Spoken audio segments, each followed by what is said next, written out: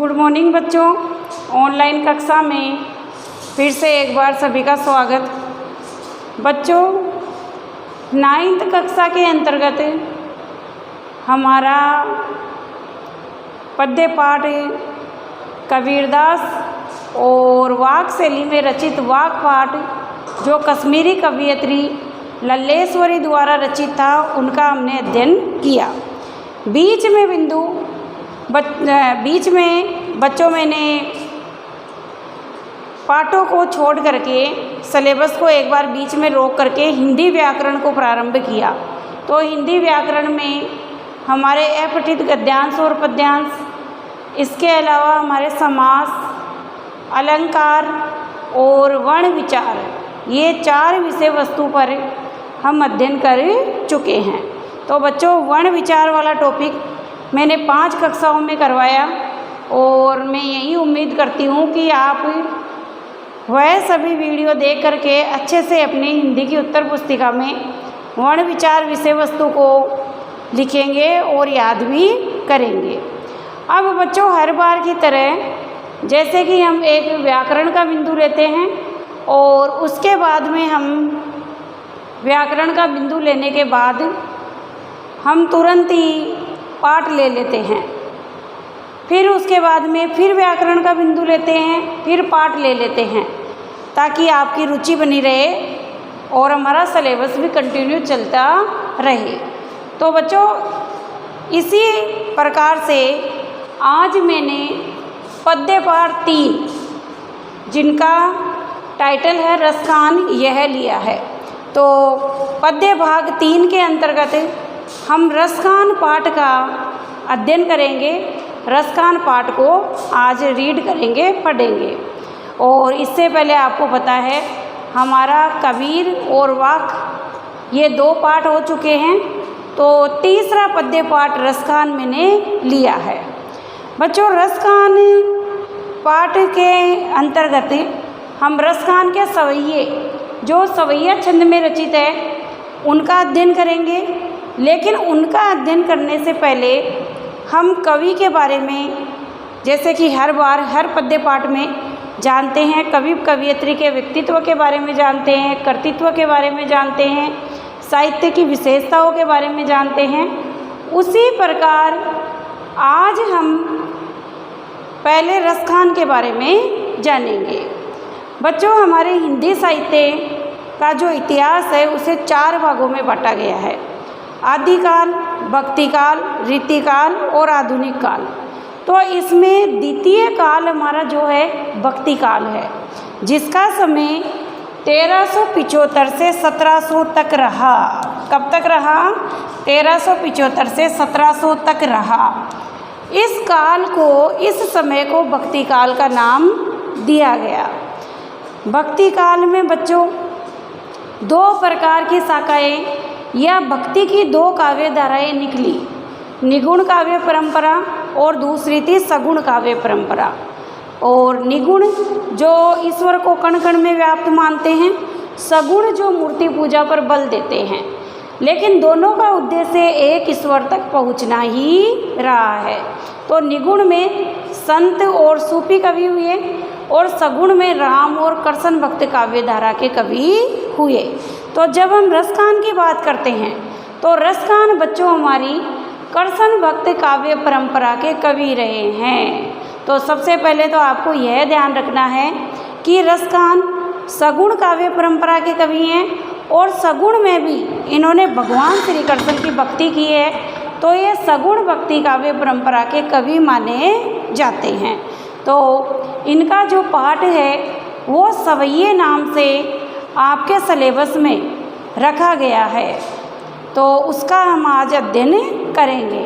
सबसे पहले हम कवि परिचय आज समझ लेते हैं, व्यक्तित्व कर्तृत्व समझ लेते हैं, फिर सवैये जो लिए गए हैं उनका थोड़ा सा सारांश है, निचोड़ है, उसे भी समझ लेते हैं।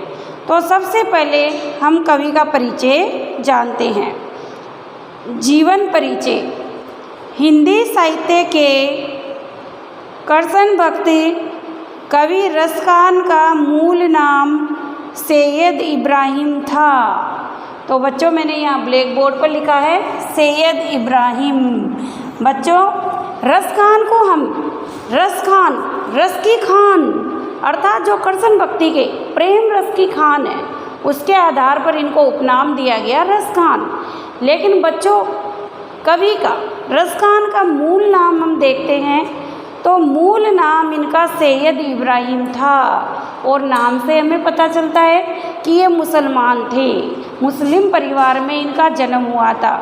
लेकिन बच्चों संयोग देखो कि जिस समय ये पैदा हुए उस समय समाज में जात पात बहुत ज़्यादा था, किंतु उन्होंने इन सब बंधनों को तोड़ते हुए हिंदू देवता भगवान श्री कृष्ण की भक्ति की।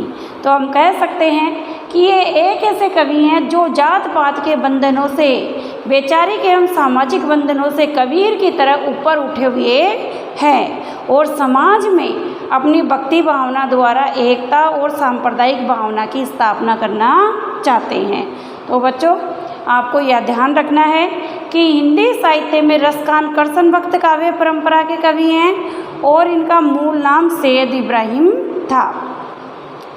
इनका जन्म 1548 के आसपास मुगल राजवंश से संबंधित एक ख्याति प्राप्त प्रतिष्ठित पठान परिवार में दिल्ली में हुआ। अर्थात जब हम इनके परिवार का संबंध देखते हैं तो बच्चों इनका परिवार जो था वो पैतृक रूप से मुगल राजवंश से राजघराने से संबंध रखता था और इनका परिवार पठान परिवार था, मुस्लिम परिवार था। मूलतः मुसलमान होते हुए भी ये जीवन भर कृष्ण की भक्ति में डूबे रहे और इनके साहित्य की या इनके व्यक्तित्व की एक सबसे महत्वपूर्ण विशेषता यह है कि ये जाति से मुसलमान थे, लेकिन मुसलमान होते हुए भी इन्होंने हिंदुओं की तरह भगवान श्री कृष्ण की भक्ति भावना की। इनकी भगवत भक्ति को देखकर गोस्वामी विठलनाथ जी ने इन्हें अपना शिष्य बना लिया।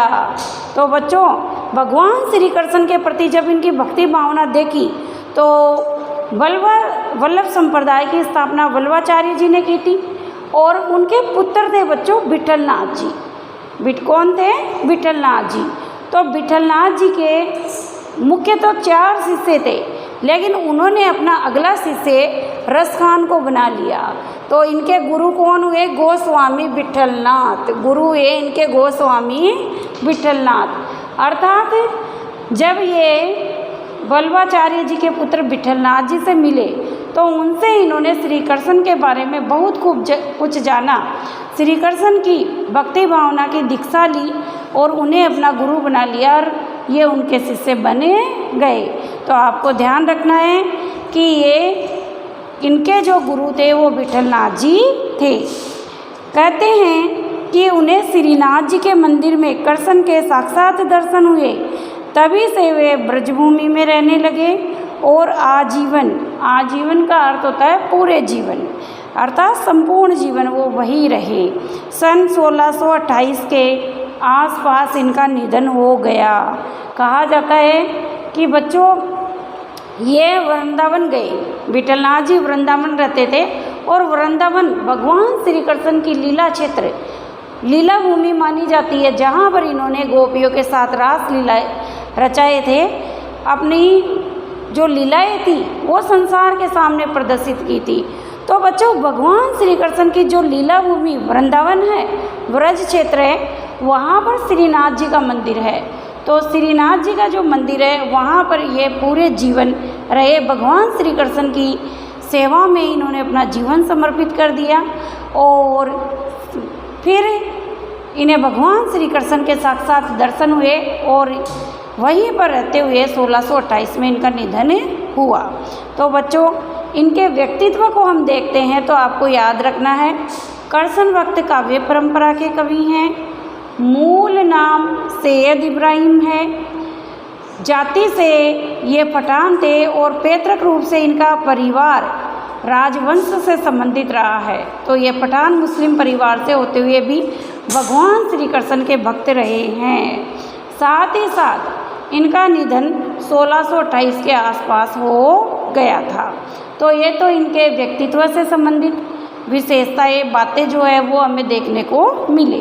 क्योंकि बच्चों कई बार प्रश्न पत्र में कवि के बारे में, कवि के जन्म के बारे में, मृत्यु के बारे में, उनके मूल नाम के बारे में, गुरु के बारे में आदि पूछ लिया जाता है, तो आपको यह ध्यान रखना है। इसके बाद में है रचनाएं। तो बच्चों इनकी रचनाएं हम देखते हैं तो इनकी रचनाओं में 2 रचनाएं हैं, सुजान रसखान और प्रेम वाटिका। प्रेम वाटिका में प्रेम से संबंधित दोहे हैं और सुजान रसखान में कर्सन प्रेम के कवि और सवैये हैं। तो बच्चों जब इनकी हम साहित्यिक रचनाओं को देखते हैं तो 2 रचनाएं देखने को मिलती है, एक तो सुजान रसखान और दूसरी है प्रेम वाटिका। सुजान रसखान में इन्होंने प्रेम संबंधी विषयों का वर्णन किया है और प्रेम वाटिका में इन्होंने भगवान श्री कृष्ण के प्रति प्रेम को व्यक्त करते हुए कवित छंद में और दोहा सवैये छंद में अपने सवैयों की छंदों की रचना की है। तो पूछ लिया जाए कि इनकी 2 रचनाएं कौन सी है, तो आपको याद रखना है कि कवि की 2 रचनाएं सुजान रसखान और प्रेम वाटिका है। साहित्य की विशेषताएं। अब इनके साहित्य की विशेषताओं की बात करते हैं तो इनकी साहित्य की विशेषताएं निम्नलिखित है। रसखान की काव्य रचना का मूल विषय है कृष्ण भक्ति। वे कृष्ण से संबंधित प्रत्येक वस्तु पर मुग्ध होते हैं। मुग्ध होने का अर्थ है रिझ जाना, आत्मविभोर हो जाना। कृष्ण का रूप सौंदर्य, वेशभूषा, मुरली और बाल क्रीड़ाएँ उनकी अभिव्यक्ति का आधार है। उन्हें कृष्ण की जन्मभूमि व्रज का यमुना तट, वहाँ के वनबाग, पशु पक्षी, पर्वत, नदी, तड़ाग, तड़ाग का अर्थ होता है तालाब, आदि सभी से अगाध, अगाध का अर्थ होता है गहरा, गहरा प्रेम है। वे उसी व्यक्ति का जीवन सफल मानते हैं जो कृष्ण की भक्ति में डूबा हो। कृष्ण के सिवाय उन्हें इस संसार में कुछ भी अच्छा नहीं लगता है। उनका प्रेम अत्यंत पवित्र, निश्चल और अनुग्रह प्रदान है। उनकी रचनाओं में उनकी भक्ति, प्रेम की तन्मयता, भाव विवलता, भावुकता और तल्लीनता देखने को मिलती है। तो कहने का तात्पर्य है कि इनके संपूर्ण रचनाएं अर्थात 2 रचनाएं प्रेम वाटिका और सुजान रसखान दोनों ही प्रेम से संबंधित है। एक तो प्रेम से और दूसरी कृष्ण प्रेम से संबंधित है। जब ये भगवान श्री कृष्ण की भक्ति करते हैं, उनके प्रेम की बात करते हैं, तो उनसे जुड़ी हुई उनकी बाल लीलाओं को, उनके गोपियों के संग प्रेम लीलाओं को, उनके मित्रों संग दोस्ती को, सभी का ये स्वच्छंद अति सुंदर वर्णन कर देते हैं। भगवान श्री कृष्ण से जुड़ी हुई वृंदावन की व्रज क्षेत्र की हर चीज़, चाहे वो बच्चों नदी हो, चाहे पर्वत हो, चाहे पहाड़ हो, चाहे पशु हो, चाहे पक्षी हो, चाहे पेड़ पौधे हो, हर चीज़ इन्हें बहुत ही अच्छी लगती है और वो उस पर इतना रिझते हैं कि रिझ रिझ कर अति सुंदर पदों की, दोहों की वो रचना कर देते हैं। यही कारण है कि जब हम बच्चों इनके दोहों का आगे अध्ययन करेंगे तो हमें भगवान श्री कृष्ण के प्रति उनका अनन्य प्रेम, एकता हमें देखने को मिलेगी। अब बात करते हैं भाषा शैली की। तो बच्चों भाषा शैली का तात्पर्य होता है किस भाषा में कवि ने रचना की है। तो यहाँ पर हम देखेंगे तो रसखान भक्तिकालीन कवि हैं और भक्तिकाल के कवियों की भाषा या तो ब्रज रही है या अवधि रही है। तो रसखान तो कृष्ण भक्त कवि हैं। तो जब कृष्ण भक्त कवि हैं तो कृष्ण भक्त कवियों की भाषा अधिकतर, चाहे हम सुर ले लें, चाहे हम मीरा ले लें, चाहे हम तुलसी ले लें, सभी की भाषा हमें ब्रज भाषा ही देखने को मिलेगी। हालांकि तुलसीदास की रामचरितमानस अवधी भाषा में है, लेकिन बाकी रचनाएं उनकी भी ब्रज भाषा में ही रही है। तो इनकी भाषा ब्रज भाषा है। तो यहाँ पर लिखा है रसखान अपनी समधुर, सरल, सरस भाषा के लिए प्रसिद्ध है।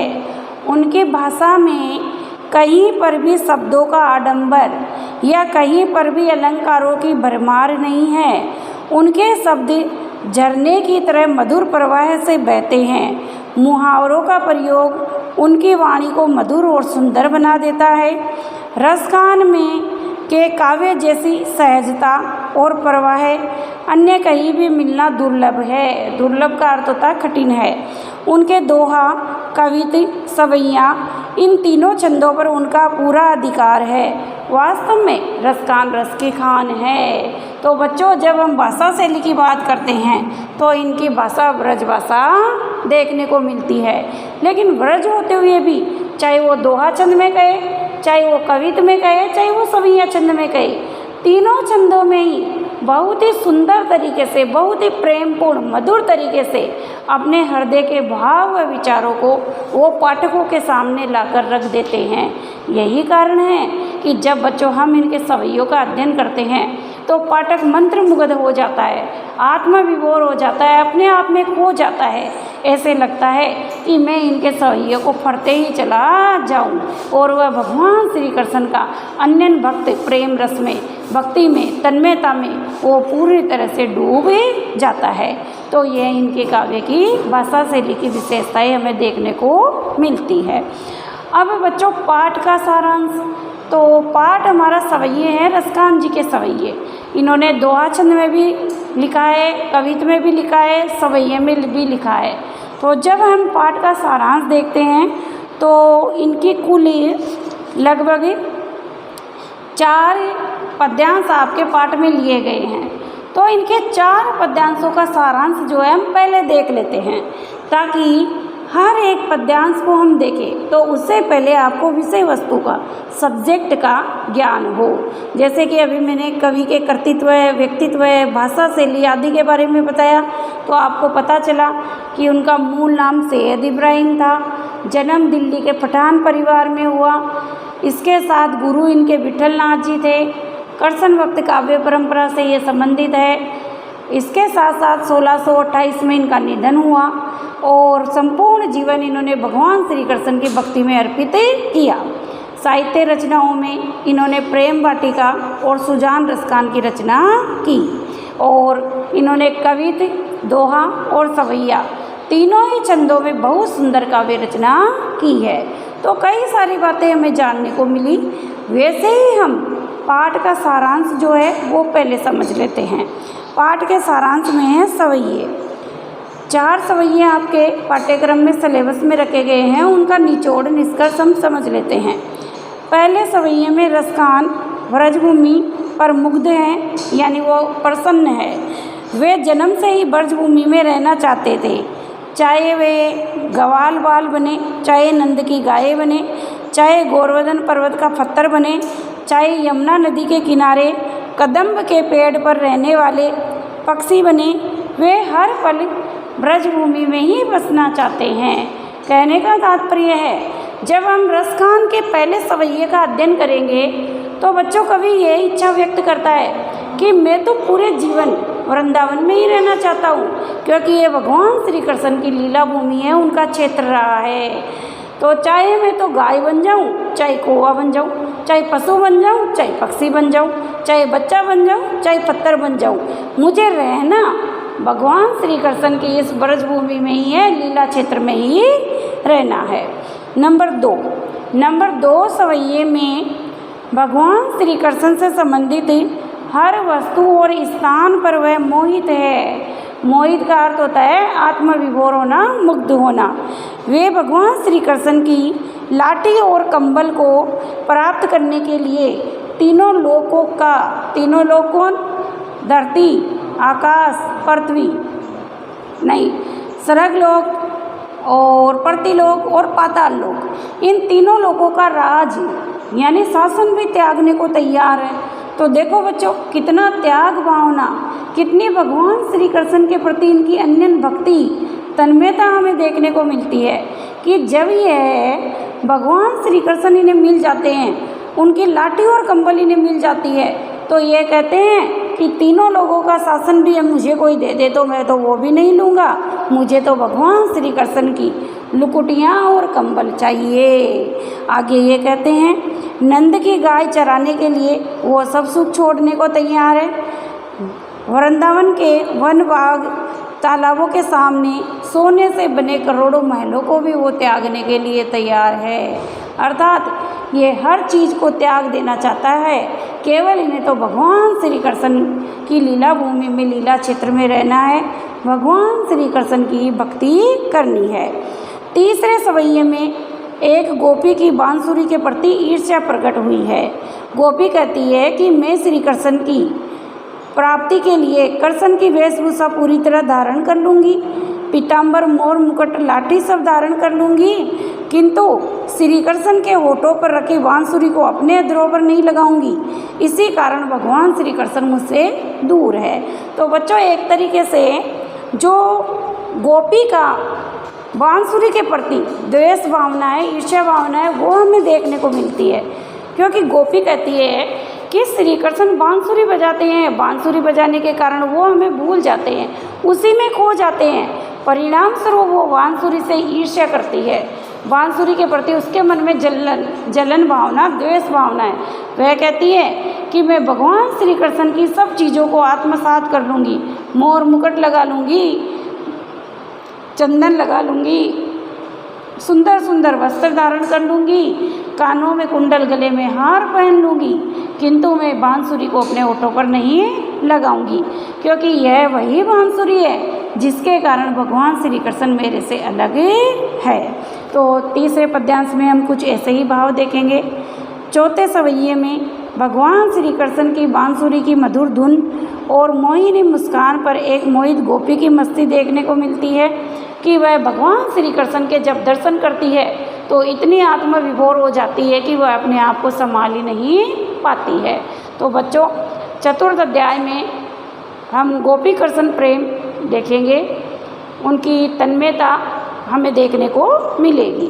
तो बच्चों, आज की वीडियो कक्षा में हमने कवि रक्षकान का व्यक्तित्व और कर्तृत्व, जिसमें उनकी दो रचनाएं प्रेम वाटिका और सुजान रसकान के बारे में जाना, भाषागत विशेषताओं को समझा, साथ ही साथ इनके 4 सवैये जो आपके कोर्स में रखे गए हैं, जिनका हम आगे की वीडियो कक्षाओं में अध्ययन करेंगे, उनके बारे में हमने सारांश समझा और देखा कि प्रथम में वो वृंदावन की लीला भूमि में बसना चाहते हैं, द्वितीय में वो भगवान श्री कृष्ण के लिए तीनों लोकों का सुख भी छोड़ देना चाहते हैं, तीसरे में एक गोपी कैसे बांसुरी के प्रति द्वेष भावना व्यक्त करती है वो हमने देखा, और 4 में गोपी कृष्ण प्रेम हमें देखने को मिलेगा। तो बच्चों, आगे की जो हमारी वीडियो कक्षाएं होंगी उनमें हम रसकान के सवैयों का अध्ययन करेंगे।